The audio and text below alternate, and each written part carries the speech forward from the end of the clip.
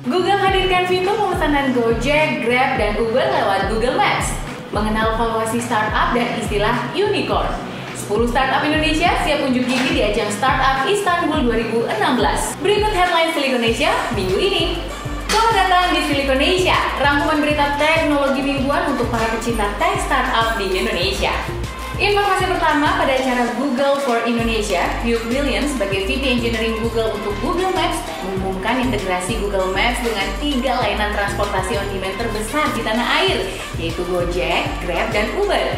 Selain itu, penggunaan SD card untuk menyimpan Maps secara offline hingga fitur Wi-Fi only dalam penggunaan Google Maps. Kita lanjut ke informasi berikutnya.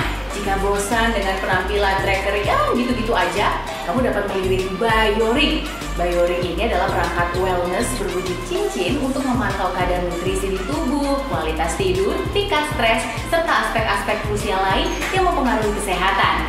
Bioring memberikan info terperinci mengenai makanan, protein, memandu kamu mengurangi stres, membantu meningkatkan mutu tidur, memonitor cairan di badan, serta membuat lebih produktif. Jadi si Bioring ini warnanya ada hitam sama putih.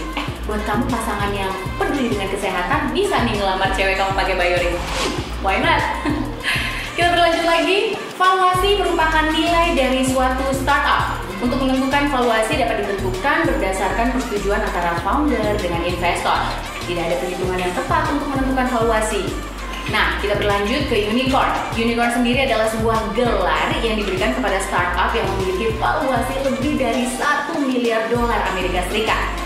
Salah satu yang sering digadang-gadang adalah Tokopedia, Traveloka, dan Gojek. Pada putaran perdana terakhir aja, Gojek berhasil membukukan valuasi $1,3 miliar Amerika Serikat. Kita beralih, Menteri Komunikasi dan Informatika Rudiantara menyampaikan ia akan meminta Niantic untuk memindahkan Pokestop yang berada di objek vital pemerintah ke tempat-tempat lain seperti museum karena alasan keamanan.